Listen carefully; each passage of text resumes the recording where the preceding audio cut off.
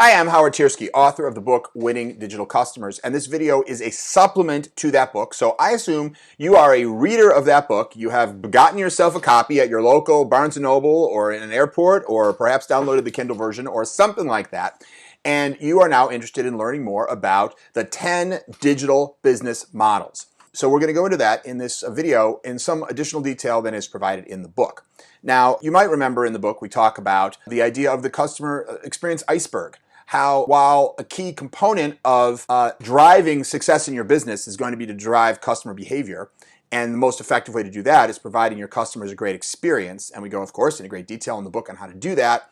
We also make the point that even once you've envisioned what that experience needs to be, it's not enough to actually just envision it. You have to implement it, and in implementing it, there's often many layers beneath the surface of the water, like the technology, the data, your business processes, and your business model that may likely need to transform in order for you to ultimately be able to deliver that future state vision of the experience which will really resonate with today's digital customers. So what many companies that are successful in the digital space wind up doing is shifting their business model. Like take someone like, meaning shifting it from the way in which an analog company that wasn't, let's say, a pure play digital company would have done it. So let's take an example. Let's take someone like Uber. The whole way that Uber operates as a business is fundamentally different from the way a traditional taxi cab or limo service operates, because they operate more as a dating service for people with cars and looking to earn some cash, and individuals who want to ride, right? They're not out there buying cars and hiring drivers.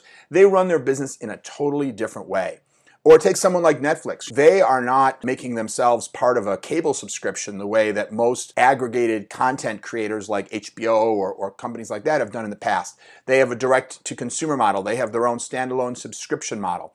So very, very often, when companies are successfully digitally transformed, true digitally different companies are often making money in a somewhat different way than other, Wikipedia, we talked about earlier, replaces an encyclopedia, and they make money through donations, through contributions, right? That's their business model. You have someone like a Dropbox that is a freemium model where they give away Dropbox file storage services to so many people for free as just a way to get that small percentage that need additional storage to pay them something.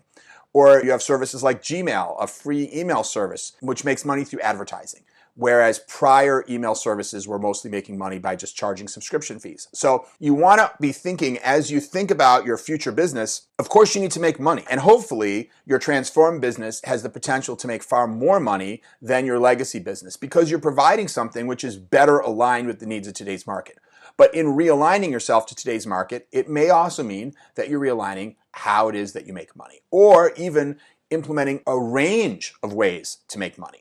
So let's look at some examples. In the book, there's a table which talks about 10 digital business models. And by the way, many of these business models have a non-digital equivalent as well. It's not necessarily only digital, but they're the 10 primary ways that companies in a digital world are making money. And some of them were very prominent in sort of a pre-digital world, and some of them were present but not as prominent in a pre-digital world and are becoming more prominent. Like, for example, the business of selling data. Collecting data on your customers and reselling it. That's not new. That's been around for a long, long time, but it's a heck of a lot bigger business today than it was 25 years ago. So let's go through the 10 areas. We broke them into 3 subcategories, and one of them is direct sales.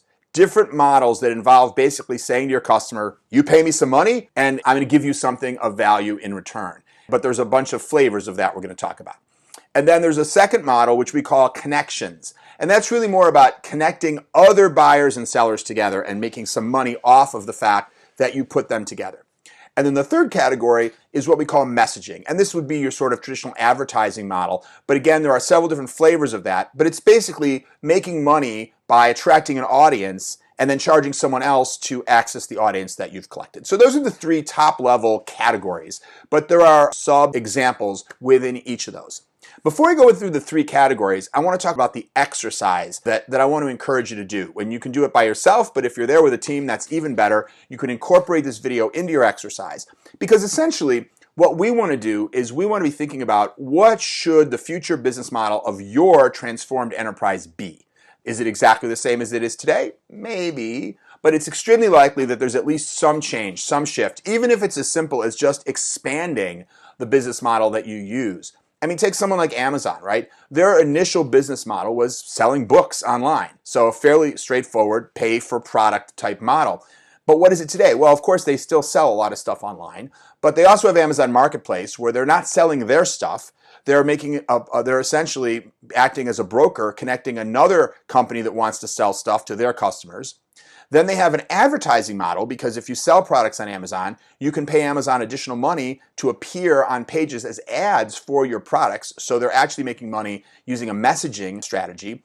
They also have a subscription model focused around Amazon Prime, which bundles together a variety of things, services and discounts and free shipping, where you pay an annual subscription. And then on top of all of that, they took their expertise at doing data centers and developing software for e-commerce and other purposes and built a separate business called Amazon Web Services, or AWS, where they resell on a business-to-business basis cloud hosting and cloud application services. So that's a lot of different business models.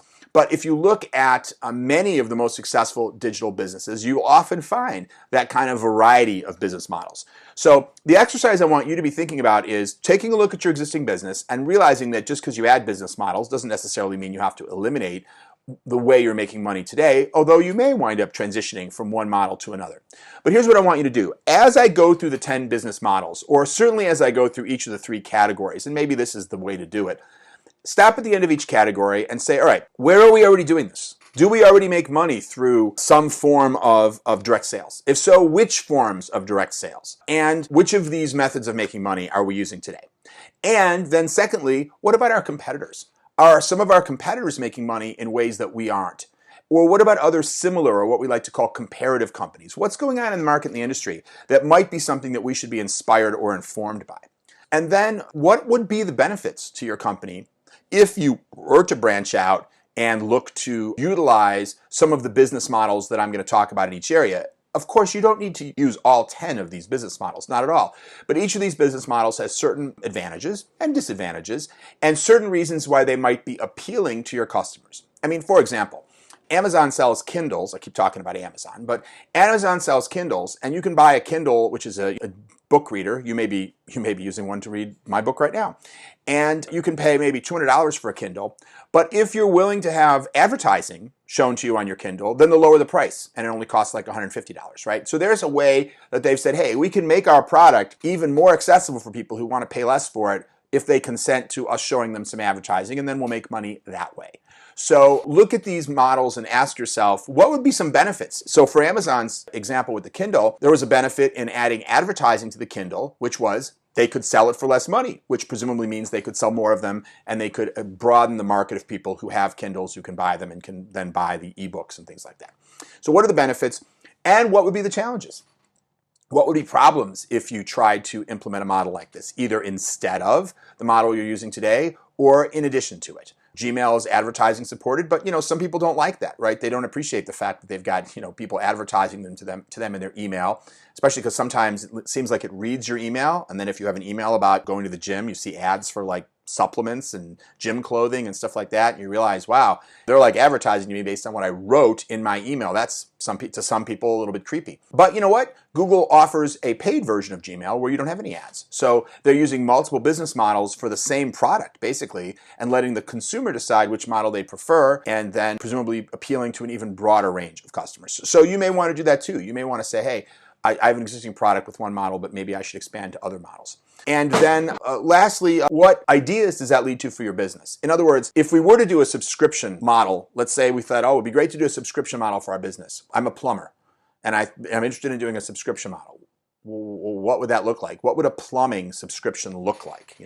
Maybe it's unlimited number of unclogged toilets in a year, but maybe you have some challenges with that. Someone might have their toilet clogged every week. So this is the brainstorming process, right? To think about, well, what would it look like if I implemented an advertising model? If I'm a plumber and I tried to implement an advertising model, what would that look like? Well, maybe you say, you know what? I have people driving trucks around all the time. What if I sold one side of the truck where we could be advertising Coca-Cola or someone else's products? Could we make money that way? I don't know. But that's the kind of thinking, that's the kind of ideation that we're looking to do here, to say, what would it look like if we were to layer additional business models into the business? And ultimately, as we start to develop the complete picture of the future state customer experience and journey, we want to see how that dovetails with these different business models, because For one thing, as we've talked about, one of the characteristics of successful digital brands is a massive value shift, meaning you're giving the customer more for less, or at least they're perceiving they're getting the customer, they're receiving more for less. And sometimes the way you do that is through a shift in business model. You know, if I go to Walmart and look to buy movies, every movie I want to buy is going to cost me what does a DVD cost these days? I don't know, 20 bucks, 30 bucks. So if I want to buy 5 movies, I just spend 100 bucks. But I can go to Netflix and spend $20 and get access to thousands of movies, but only for the month.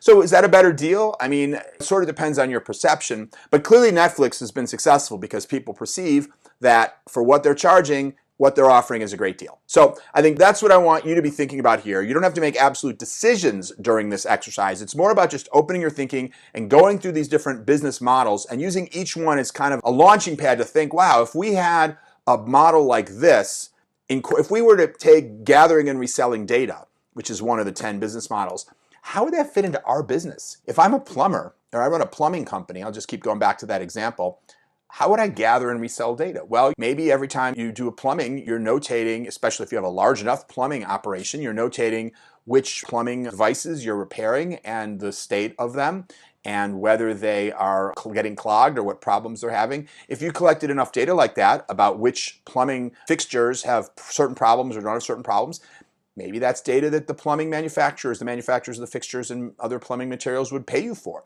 I don't know that they would, but a lot of companies are making money in just that kind of way. So that's what we want you to be thinking about, is to be and using these to stimulate your thinking, because maybe some of these are things you wouldn't be thinking about if just someone didn't put them on a list for you. So that's what I'm trying to do. I'm trying to give you a list of things to think about, and then as you think about them, you may come up with ideas for your business. So let's dive in and look at the 10 digital business models. The first category is direct sales, right? This is the first of our 3 major categories. This is our largest category.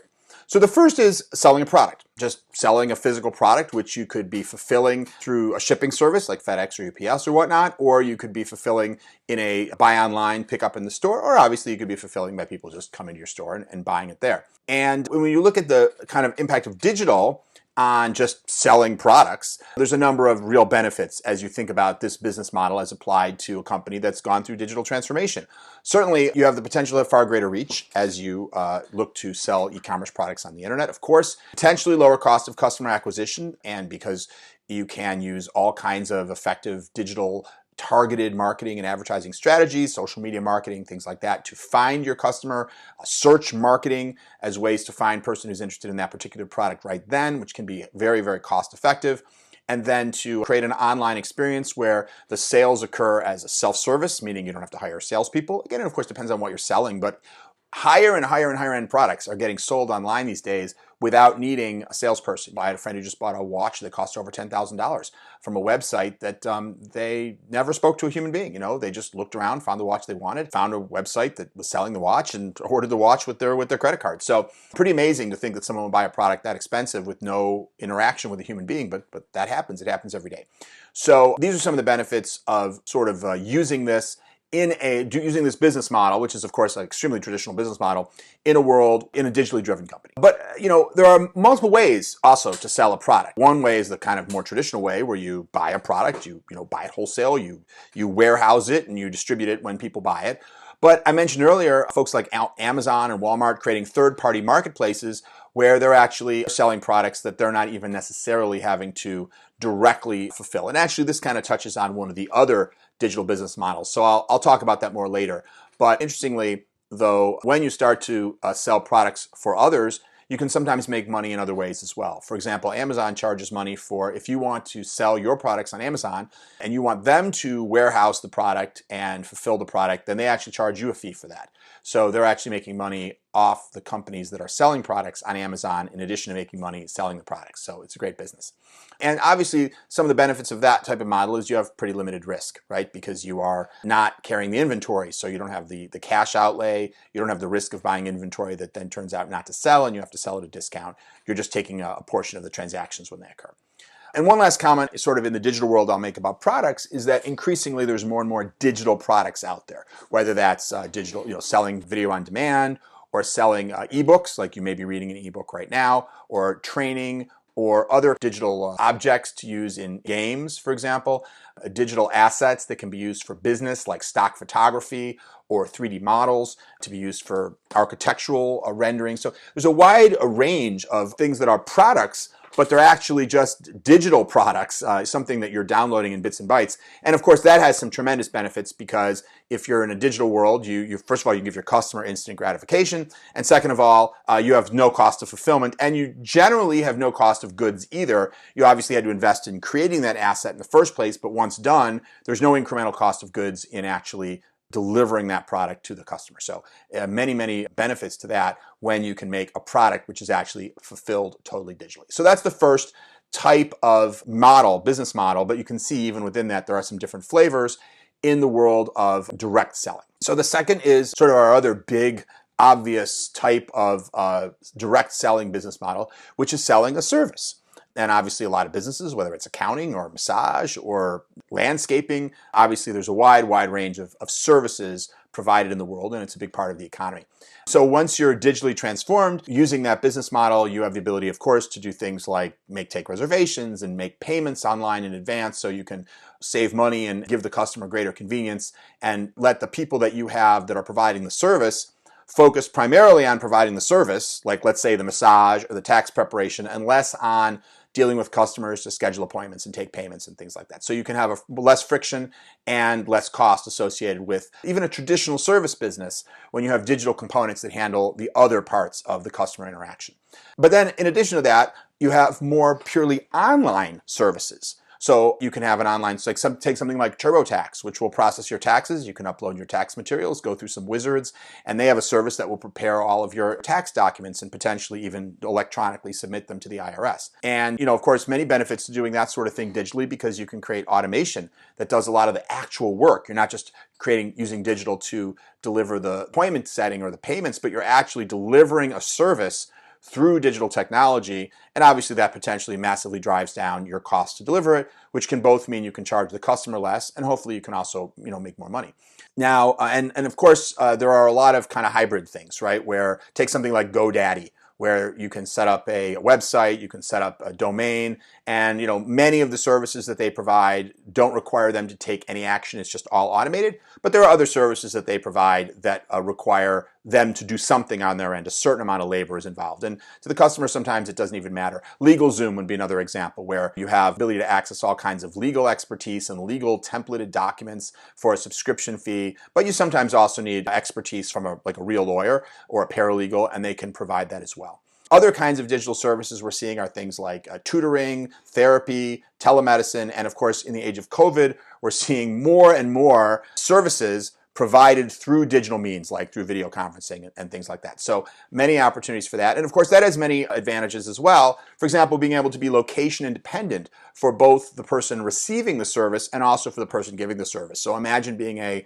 tutoring company based in New Jersey and having a customer that wants to be tutored who's in Ohio and a tutor that's really good who's in the Philippines, and therefore much less expensive, but you can just put those two people together via some sort of a video conferencing application and be able to have that kind of location independence and potentially offer a lower price or make more money because you can use people to do the work in lower cost labor markets. And even if you're not doing that, the opportunity to not be tied to a geography like you would if someone was sitting down in your office getting tutoring, of course, expands your business very significantly without requiring you to expand your physical presence, which is fantastic from a cost investment perspective. And, as mentioned earlier, there are other kinds of business-to-business services, Amazon Web Services, things like that, where a company simply takes something that they've built out for their internal purposes and then starts to turn around and offer that to customers. So Amazon became very good at running data centers because they needed to do that as one of the largest or the largest. I think they're not the largest anymore. I think Alibaba may be the largest. But in any case, one of the very largest e-commerce platforms in the world just in terms of serving their own customers.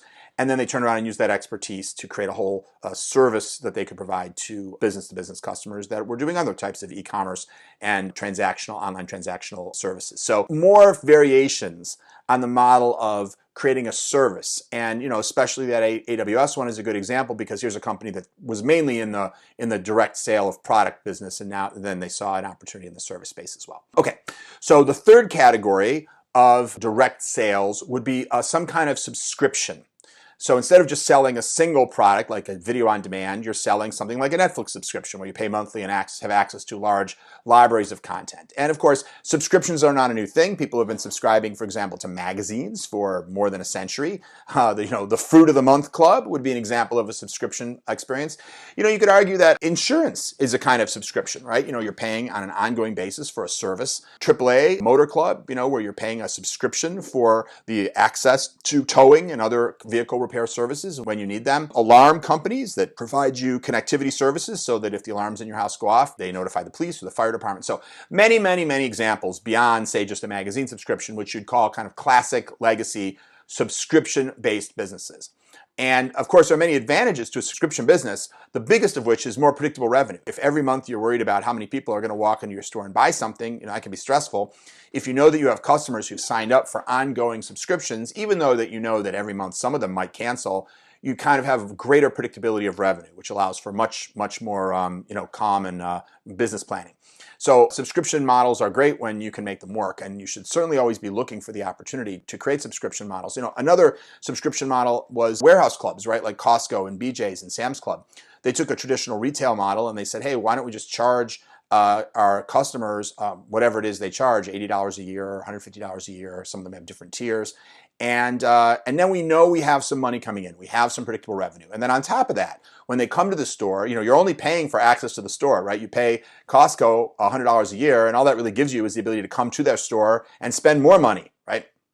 So, but at a discount. So they know that they have a predictable revenue stream coming in from that, and then presumably additional revenue from customers actually coming and buying products. So that partly makes the point that subscription can certainly be combined with other products and services as well. You may also have some kind of a service subscription that gives you some base level of service, but under certain circumstances, you may need to pay incrementally on top of that for certain special types of services, things like that. So let's see here, what else do we have? Of course, subscription as a business model has exploded in the media industry. And I think most of us, rewind 15 or 20 years, we were renting videos probably from Blockbuster, if not from somewhere else. And whether it was VHS or then DVDs, and we were more or less paying on an individual movie basis for that.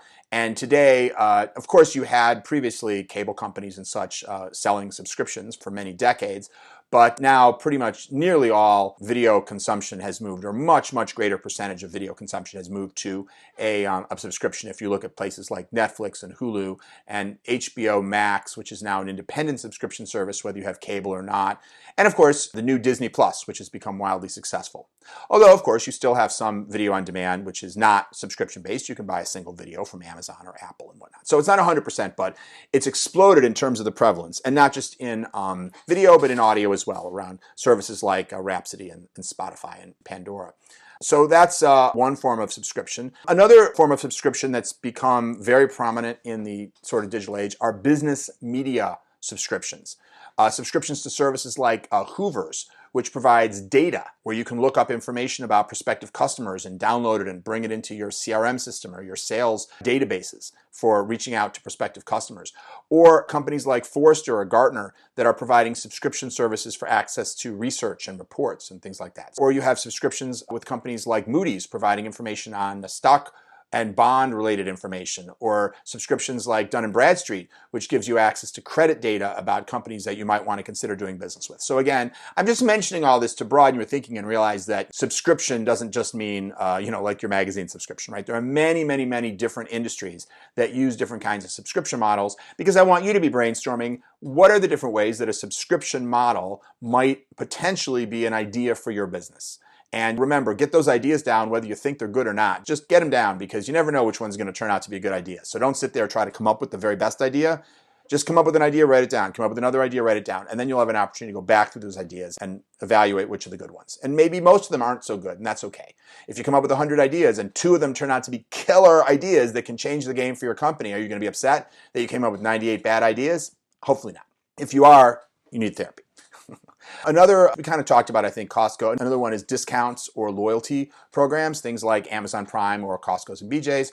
Another example of subscription would be a product fulfillment, right? This is, I was joking before about the Fruit of the Month Club, but we've actually seen an explosion of these kind of subscription programs, whether it's the Wine of the Month Club, the Craft Beer of the Month Club, things like Birchbox. People subscribe for fashion, there's a sock of the month club. I mean, this is just, and of course we also see this with prepared foods. Services like Blue Apron and are providing each day or however many times a week you want it, pre-measured ingredients with recipes so that you can make your own food at home, and again on a more or less a subscription basis.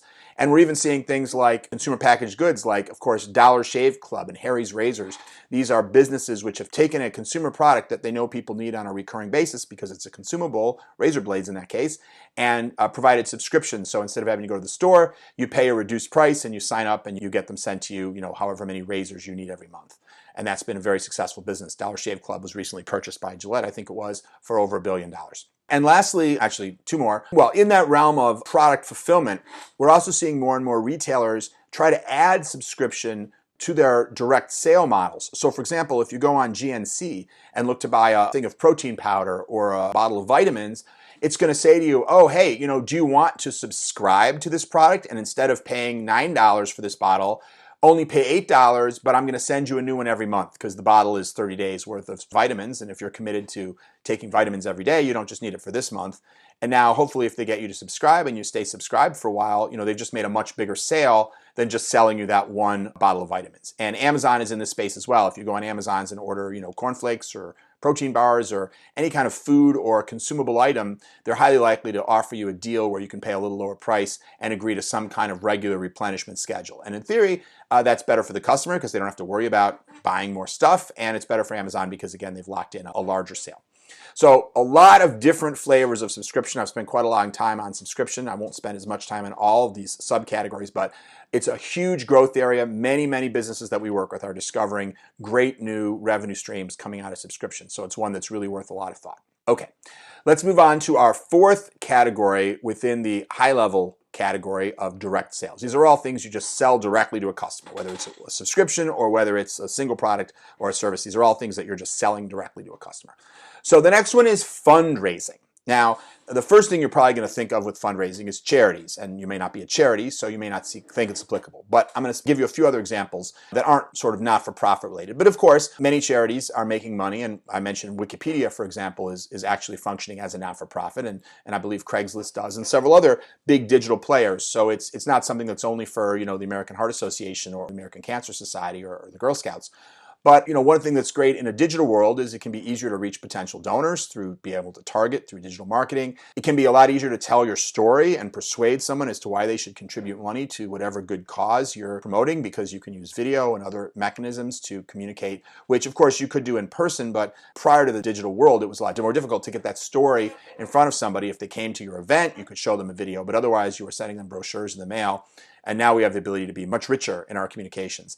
And of course, the ability to make for social giving, right? Which is to make sure that there's a social network connection associated with your charity, so people are letting their friends know about the contributions they're making, and they're using social platforms as a way to share their beliefs about what charities are worthwhile, and hopefully getting their friends to contribute. And there are also great online platforms like Charity Navigator that help create an easy way for people to find charities and to get a sense of confidence, if it's a charity they haven't heard of before, as to whether it's a legit charity. So a lot of ways that if you're fundraising in that way. But of course, we also have things like GoFundMe and Kickstarter, which are more commercial undertakings. You can go on something like GoFundMe and create essentially like somebody is in the hospital and you want to raise money for them. But in addition, you can create a product and go out there and say, hey, I have this idea for a new design of a watch and we're ready to produce it, but I need 1,000 orders. And kind of a direct sale. It's kind of like a regular direct sale. And obviously it falls within this category of direct sale, but it's kind of like selling a product, but it's kind of a hybrid because you're saying, hey, I need to raise money. I need at least 1,000 people to agree to buy my $1,000 watch. So I have enough money to sort of do the whole thing. So you're funding the undertaking, but you're also getting a product in return. So it's a little bit of a hybrid, but that's another example that we're seeing an explosion really of the use of these platforms, and the amount of money that's going through those platforms every year is becoming amazing. So we're still in the high-level category of direct sales. As I mentioned, this is our largest category. The next one that I want to talk about, I alluded to earlier, which is gathering and reselling data. So again, historically there are many companies like Experian or TRW or TransUnion have been around for decades, gathering and reselling information about consumers, in that case, consumer credit. And there are other companies that gather other kinds of market data and they resell it. And again, that's not necessarily new for the digital world. But we have seen, I keep using the word explosion, but some of these models have just gotten so much bigger because they're so much easier and more achievable in the digital world, which is why you want to take a close look at them. You might have never thought of being in the business of gathering and reselling data, but so many companies are moving into this area. And so you have your traditional companies, like take someone like a Nielsen or an NPD that gathers data about consumer sales, how many people went to see a certain movie or how many people bought a certain new Nike model of Nike gym shoe last month, and they gather all that data and they resell it so people who are planning product can understand what's working in the marketplace. But then you have companies, in the digital world like Alexa or Compete that are observing behavior of consumers on the internet and reselling that data. You also have retailers who gather data in their own systems about what kind of transactions they're having with consumers, and then they can resell that data either directly to manufacturers who are interested in insight about what products are selling on what days and what time of week and which stores are selling blue shoes versus green shoes or all kinds of detail like that. And this is another revenue stream. It's not their primary revenue stream, but when they realize that in a digital world they're gathering so much data that is of value to somebody other than their own company, it creates an opportunity to resell that data either directly or through intermediaries that aggregate that data, that pay individuals who have a piece of the puzzle and then aggregate it together and sell it as a larger data set to companies who are interested in that data. A good example of this would be, well, not so much the aggregation, but another good example of reselling data are mobile carriers. Because every time your mobile phone moves, it talks to a different cell tower, companies like AT&T and Sprint, they know more or less, if you're a customer of theirs, where you've been traveling to. If you went to another city or even if you just, drove across town, they have that information about you. Now, of course, you probably wouldn't want them selling information specifically about you to anybody because that would be kind of an invasion of privacy. And to the best of my knowledge, by and large, they don't do that. But what they do is aggregate that data, and then they're able to sell that. So for example, they may be able to triangulate people's locations enough to say, well, how many people are going to the local mall today? And how many people went yesterday? And at what time of day? How many people were there at 10 a.m., at 2 p.m., at 4 p.m.? And even if it's not precise, somebody might want that data. Or they may have data on how many people are traveling. Like for example, during COVID, they've been telling us through news reports that, of course, far, far fewer people are leaving their own areas, right? More people are staying home. People aren't traveling, going to other cities nearly as much. The cell companies can see all of that information. And again, that's information they can sell. And if people in New York are more likely to be driving to Boston than they are to be driving to Philadelphia, that's data that they have. So that's all insight that they get. It's not their primary goal to gather that information. It's just a byproduct of the nature of their business. And you may have, though, byproducts of the data that you collect in your normal course of doing business that you may turn around and all of a sudden realize if you look into it, hey, this data would be valuable to somebody else, somebody that's not necessarily competing with me, but the insight that I get from it, or even just the raw data that they could get an insight from, is something that may be of value to them. And there's probably a way for me to enable them to extract that value without necessarily compromising private or personally identifiable information about my customers, because Verizon's not going to tell me whether John Smith traveled to Boston, but they might, if I had the right kind of subscription, if I paid for those services, they might tell me, well, what percentage of people who traveled out of the New York City area went to Boston versus went somewhere else. And if I were in the travel industry or other, perhaps maybe real estate, other markets, I might very well find that information valuable. So there's just some examples of ways to gather and resell data. And one of the big exciting things about this business model, and one of the reasons why I think you really want to make sure you're looking at it, as I said a moment ago, is it could very well be that you are sitting on data right now that you may or may not be using, but whether you're using it or not, someone else might find it valuable. And if you're not selling it, well, as you know, that kind of data is perishable, right? So it's probably not going to continue to be valuable. If you don't sell it this year, you're never getting that money back, but you can resell it every week or every month or every year because you're continuously collecting it. So the sooner you start, the sooner you have the potential to be generating a whole new stream of income around that data. And in some cases, it can be significant. Okay. Our sixth category within the higher level category of direct sales is, my mistake, that was the fifth category within the category of direct sales. That's all she wrote in the category of direct sales. So if you haven't done so already, we're going to move on to the next high level category. You might remember there were three high level categories: direct sales, connections, and messaging. So we're going to go on to connections in a moment, but if you haven't done so yet, you might want to pause the recording and go back to those questions I asked at the beginning. So, okay, of all the things that I talked about within the realm of direct sales, and there were 5 main categories, right? That was selling a product, selling a service, selling a subscription, fundraising, and gathering and reselling data. But within some of these, of course, there were a whole bunch of sub-items that we talked about. What are you doing today? What types of products are you selling today? What kind of direct selling are you doing today? And what are your competitors doing, or other companies similar to yours? What are the benefits you're getting? What are the things you could be doing, and what benefits might those bring you? What would be the challenges? And what specific ideas do you have if you were to try to apply? If you were to sell data for your company, well, what kind of data would that be? What data do you have? Who would want that data? Who would you sell it to? I don't know. I don't know your business, but you do. So use all these examples. This is why I'm giving you so many examples. I could just ask you the question, who would buy data? And you might think, I can't imagine anyone would, but I'm hoping that by giving you a whole bunch of examples of different ways companies are using and monetizing data, it'll spark some of your own thinking about that. Okay, so let's move on. The next high-level category is connections. So connections means you are not selling something that you have. You're not really providing a service, and you're not selling something that's like sitting in your warehouse. You're just connecting people together. So like a classic example of a connection business model would be a real estate agent, right? Real estate agent doesn't own a home, doesn't buy the house. Their job is to find people who want to sell houses and find people who want to buy houses and try to figure out who wants which house and essentially make a transaction happen, not with the real estate agent, but between the buyer and the seller. Another example would be an employment service where a company that is looking for an accountant tells the employment service, find me an accountant and here are my requirements. And then they go look for accountants and they bring some accountants to you and say, here's some resumes, right? Again, you're not hiring the employment agency to be your accountant. You're just hiring them to find you an accountant. So they're brokering a transaction of some sort or another. Another example would be there's brokers that just help buy and sell businesses. So if you have a Burger King franchise you want to sell, you can go to one of them and say, hey, I got a Burger King franchise in Brooklyn, New York. I kind of want to cash out. And then they go find somebody who wants to buy a Burger King franchise in your area and they put you together and you make a deal. So that's kind of what we mean when we say this area of connections and the specific example of brokering transactions.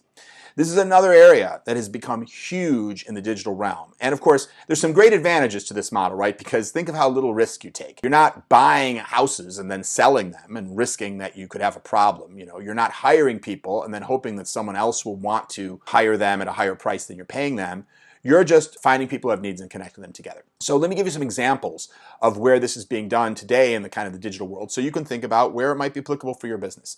Somebody like Uber is basically in this business. They don't have any cars. They don't have any drivers. All they do is a technology platform where I can say, hey, I need to ride to the airport in 20 minutes. And someone else, not Uber, an individual driver who's like, yep, I'm here, I got a car, I'm in the area, I'll take it. And Uber's connecting them together. Most of the money I pay goes to the driver, but a little piece goes to Uber, and that's how they make money. And obviously Lyft and all the other car services that are doing the same thing are in the same business. But then someone like Airbnb is in that business as well, but not for cars, but instead for short-term rentals. So similarly, I can say, hey, I have an apartment I'm not using next week, list it, someone else says they want it. And very often, these brokering transaction platforms, they may handle some of the money. They may have a mechanism to allow the payments to occur, right? Uber does, Airbnb does. So that could be part of brokering the transaction. But in the end, you're still really just brokering a transaction between those two parties. You're just acting as a middleman, connecting them together and perhaps facilitating the way in which they connect and the way in which the money flows. Of course, eBay would be another example of this, where people list their products on eBay. Someone wants it, you wind up paying the person, they send you the product. eBay is brokering that transaction. They are just connecting you together. Very different than something like an Amazon, where Amazon actually has all the products. Although Amazon Marketplace, as we mentioned earlier, where anyone can go list their product on Amazon, or if I have a used book I want to sell, I can sell that on Amazon. That actually operates more along this line. So this is just another example where, man, you look at Amazon, they have almost all of these business models present in their business. So that should be inspiring to you, because very often, not always, the digital winners are using lots of different business models. So StubHub is another example, if you're familiar with that, where you can go to Ticketmaster or Telecharge and buy tickets to a concert or a sports game. But in StubHub, if you have a ticket you're not going to use, you can list it. It's kind of like eBay. Someone else can buy it. StubHub handles the transaction, takes a cut.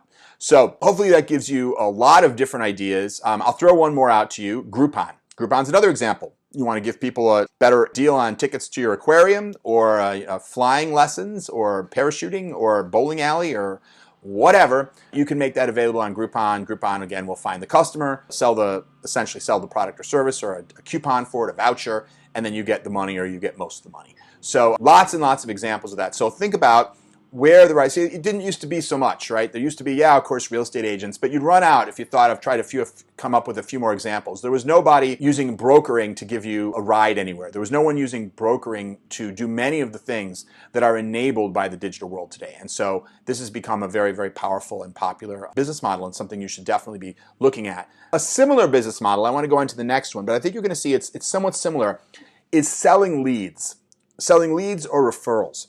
So in a lead selling model, it works in some ways similarly. And let me give you a few examples. Esurance is an example of someone using this business model.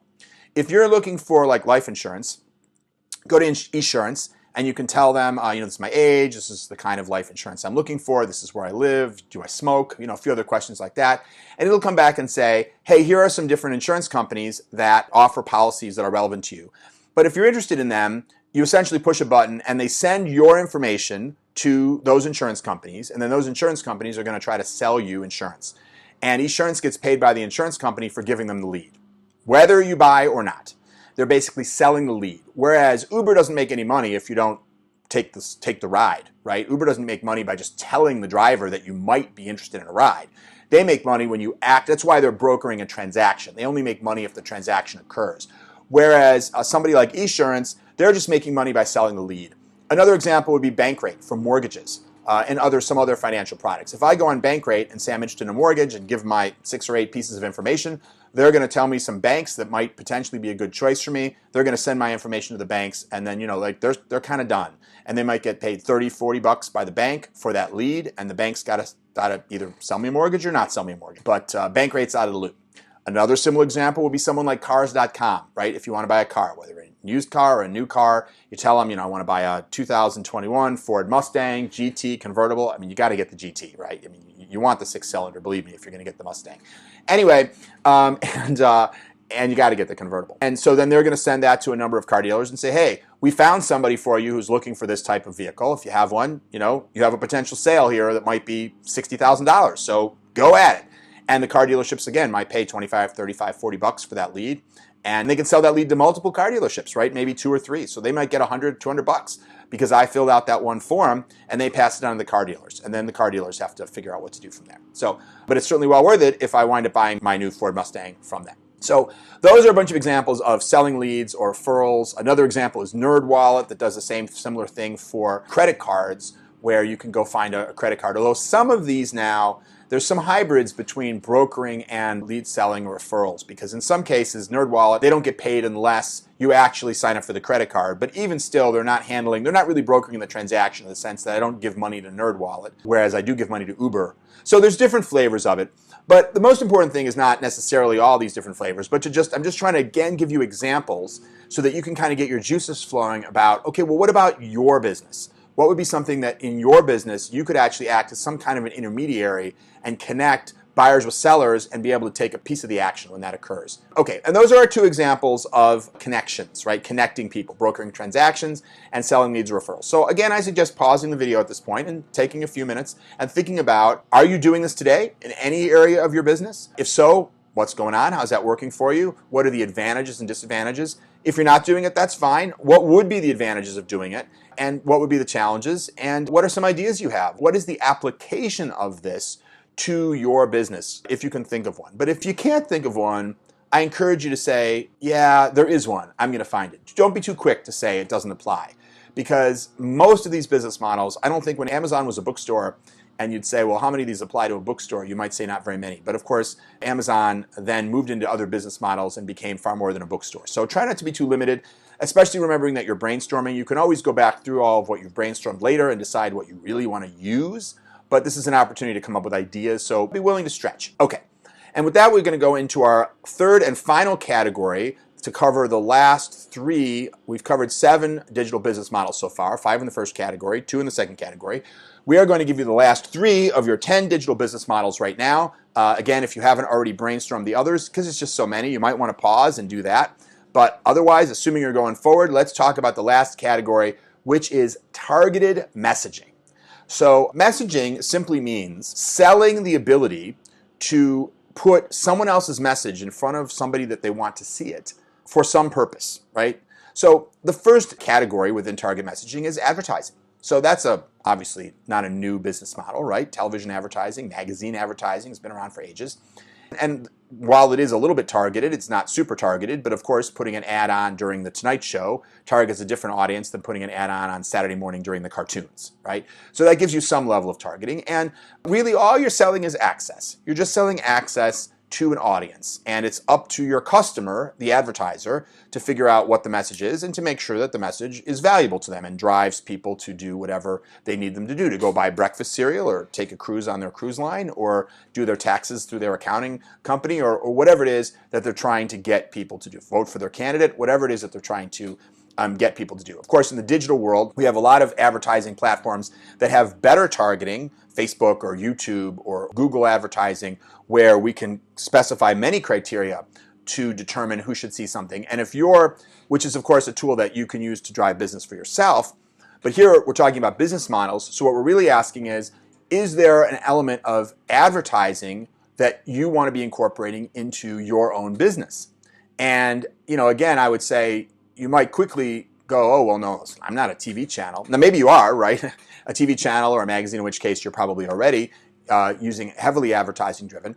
But maybe you're thinking, well, I'm not in the media business, and therefore advertising is not relevant to me. But remember what I said earlier, Amazon makes a ton of money off advertising. In fact, many retail stores make money off what you might generally call advertising, because, for example, if you want to sell a product in a supermarket, and you want that to be on an end cap or a highly visible shelf, you can pay for shelf space and get your product to be positioned in a desirable location in that store, right? That is essentially kind of a form of advertising, right? You're paying money to the retailer. They're buying the product from you, and you're going to make money by selling the product, but you're trying to encourage that product to be sold by paying additional money to the retailer to get them to give your product more favorable positioning and perhaps put up a sign or put up some other messaging associated with your product. So when you see those things in stores, in physical stores, that's actually a form of advertising. And of course, many kind of digital stores and e-commerce platforms do the same.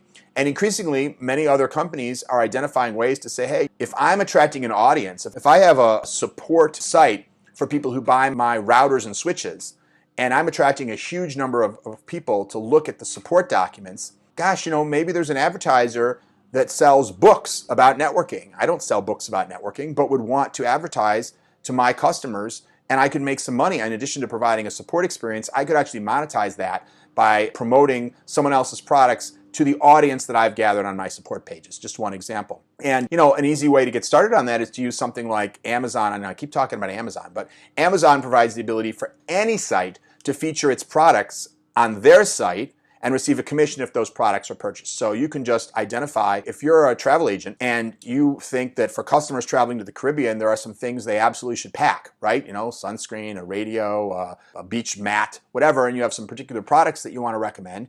You can create a little widget on your website that shows the specific pictures of the Amazon products that you have selected.